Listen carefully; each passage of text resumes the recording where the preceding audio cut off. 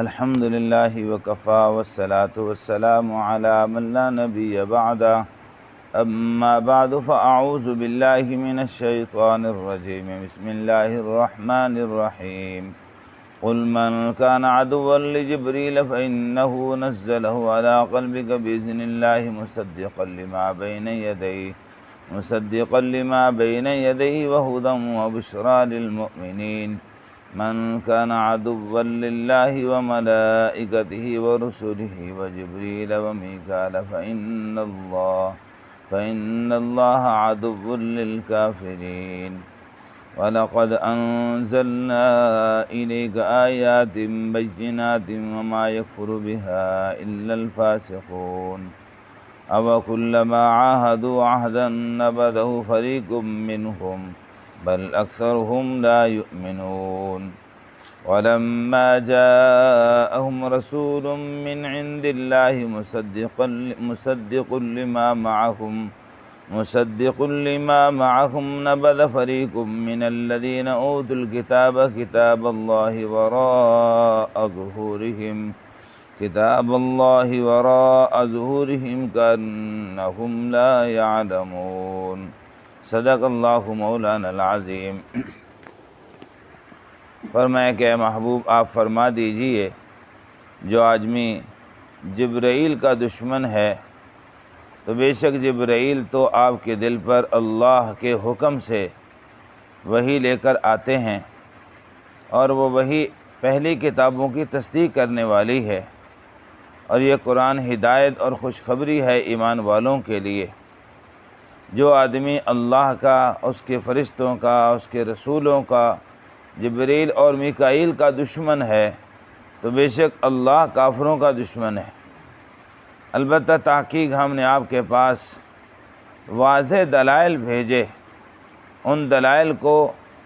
نافرمان لوگ ہی انکار کر سکتے ہیں۔ فرمایا کہ جب بھی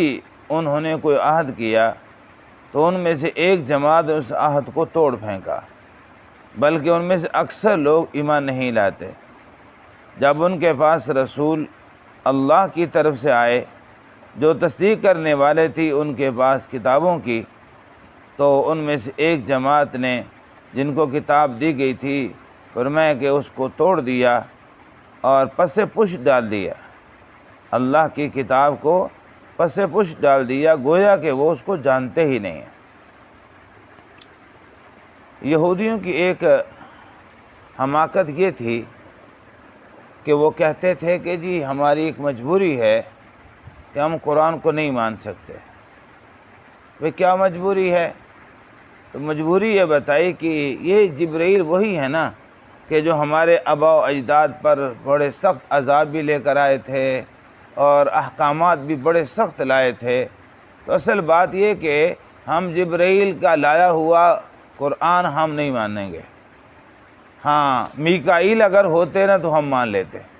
کیونکہ میکائیل بہت اچھے ہیں، وہ بارش برساتے ہیں، جی بارش سے خوشحالیاں آتی ہیں، تو اس لیے جبرائیل کی بات کو نہ ماننا ہماری ایک مجبوری ہے۔ تو اللہ نے ان کی اس حماقت کا جواب دیا ہے، فرمایا کہ محبوب ان کو بتا دو من کان عدوا لجبرائیل، جو جبرائیل سے دشمنی رکھتا ہے تو کرتا رہے۔ کیوں؟ جبرائیل کا اس میں کیا عمل دخل ہے؟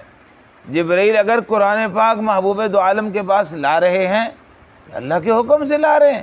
اور اگر پہلے نبیوں پر سخت احکامات والی وحی آئی تو وہ بھی اللہ کے حکم سے ہی آئی تھی، اور اگر ان پر کوئی عذاب آیا تھا تو وہ بھی اللہ کے حکم سے ہی آیا تھا۔ جبرائیل کون ہوتا ہے کچھ کرنے والا؟ جبرائیل اپنی ذات کے اعتبار سے کچھ نہیں کرتا، جبرائیل تو اللہ کے حکم کا پابند ہے۔ اللہ کے حکم سے فرمایا کہ وہ آپ کے دل پر قرآن پاک اتار رہا ہے، اور قرآن پاک بھی ایسا مصدقا لما بین یدیہ، فرمایا کہ یہ قرآن پہلی کتابوں کو تصدیق بھی کرتا ہے، اور فرمایا کہ ایماننے والوں کے لیے یہ سرچشمہ ہدایت بھی ہے، اور ان کے لیے بڑی بڑی خوشخبریاں بھی لے کر آ رہا ہے۔ ہاں اگر کوئی مانتا ہی نہیں ہے تو اس کے لیے تو فرمایا کہ پھر معاملہ دوسرا ہی ہوگا۔ اور آگے اللہ پاک نے اور انداز میں ایک بات ارشاد فرمائی، فرمایا کہ جو اللہ سے دشمنی کرے یا اللہ کے فرشتوں سے دشمنی کرے، اللہ کے رسولوں سے دشمنی کرے، فرشتے تو سارے ہی ہیں، خاص طور پر حضرت جبرائیل اور حضرت میکائیل کا ذکر فرمایا کہ اگر ان سے وہ دشمنی کرتا ہے تو فرمایا کہ مسئلہ تمہارا دشمنی کرنے کا نہیں ہے، تمہاری اس بدعملی کا نتیجہ یہ ہوگا اللہ کی ذات کافروں کی دشمن ہے۔ جس نے انکار کر دیا اللہ کی ذات کا، اللہ کے احکامات کا انکار کر دیا، تو وہ اللہ کا دوست کہاں رہا؟ ایک طرف ان احمقوں کا دعویٰ یہ تھا کہ ہم نحن ابناء اللہ و احبو، اللہ کے لاڈلے ہیں، اللہ کے بیٹے ہیں، اور کبھی کہتے کہ جی جنت میں تو ہم ہی جائیں گے، لن يدخل الجنت الا من كان هودا او نصارا، فرمایا کہ جنت میں یہودی یا نصرانی جائیں گے اور کوئی جنت میں جائے گا ہی نہیں۔ ایک طرف دعویٰ اتنا بڑا کرتے ہیں اور دوسری طرف اللہ کی بات کو ٹھکراتے ہیں، اللہ کی بات کو مانتے نہیں، اللہ کے احکامات کو مانتے نہیں۔ اگر اللہ تبارک و تعالیٰ فرماتے ہیں کہ یہ لوگوں کا دماغ خراب کرنے کے لیے کہہ دیتے ہیں، اے جن کے پاس دلیل ہی کوئی نہیں، یہ یہود و نصارہ لوگوں کو خراب کرنے کے لیے اتنی بات کہہ دیتے ہیں کہ ان کے پاس تو دلیل ہی کوئی نہیں۔ اللہ فرماتے ہیں ایک دلیل کی بات کرتے ہو، وَلَقَدْ أَنزَلْنَا إِلَيْكَ آيَاتٍ بَيِّنَاتٍ، محبوب جی ہم نے آپ کے پاس تو ایک نہیں بہت سارے دلائل بیان کیے، اور دلائل بھی ایسے جو کھلم کھلا واضح دلائل، حقیقت کو کھولنے والے دلائل، اس میں کسی قسم کی جناب فرمایا کہ اخفاء نہیں ہے، اس کو سمجھنے میں کوئی مشکل نہیں ہے، واضح دلائل بھیجے۔ لیکن ان واضح دلائل آنے کے بعد آگے کیا ہوا؟ وما یکفر بہا الا الفاسقون، ان کو نافرمان لوگ ہی ٹھکرایا کرتے ہیں۔ جیسے یہود و نصارہ فرمایا انہوں نے ٹھکرا دیا، اللہ کے احکامات کو نہیں مانا، اور آگے فرمایا کہ ان کا تو مزاج یہی ہے کہ اب کلما عاہدوا عہدا نبذہ فریق منہم، فرمایا کہ جب بھی انہوں نے کوئی عہد کیا، حضرت موسیٰ علیہ السلام سے عہد کیا، اللہ کی ذات کے ساتھ کوئی عہد کیا، اس عہد کرنے کے بعد کچھ لوگ ایسے ضرور درمیان سے اٹھے جنہوں نے اس عہد کو توڑ پھینکا، اس عہد کی اہمیت نہیں کی۔ اللہ فرماتے ہیں وما یکفر بہا الا الفاسقون، ظاہر ہے کہ یہ فاسق فاجر لوگ، بلکہ آگے فرمایا بل اکثرهم لا یؤمنون، اکثر لوگ اس کو مانتے ہی نہیں، یقین ہی نہیں رکھتے اس پر۔ فرمایا کہ دلائل آئے، دلائل کو انہوں نے چٹلا دیا۔ اللہ کے محبوب پیغمبر آئے، وَلَمَّا جَاءَهُمْ رَسُولٌ مِّنْ عِنْدِ اللَّهِ، جب اللہ کی طرف سے رسول آئے۔ اچھا، ان کے بعد جو کتابیں آئی تھی تورات اور انجیل،